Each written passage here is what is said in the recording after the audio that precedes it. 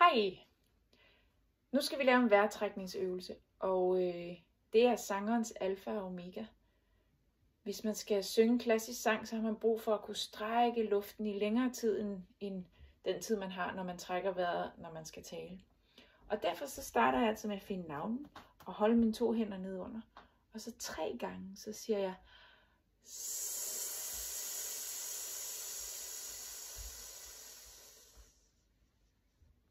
helt i bund.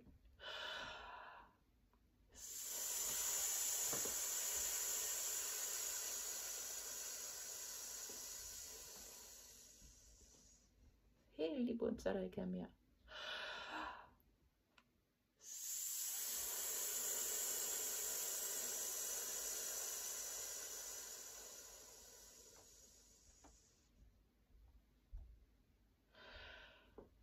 Så er det som om min vejrtrækning får lyst til at gå meget længere ned, end den plejer.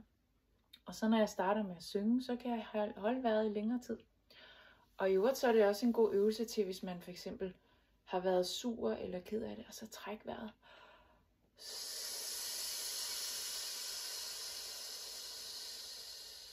Og pust helt ud. Fordi det er et signal til hovedet, til hjernen om, at alting er okay. Og det skal en sanger gøre, før han eller hun skal begynde at synge. Og man kan jo sammen med læreren måske gøre det 10 gange. Og når man trækker vejret ind, så siger man, lidt ligesom som om det er en overraskelse.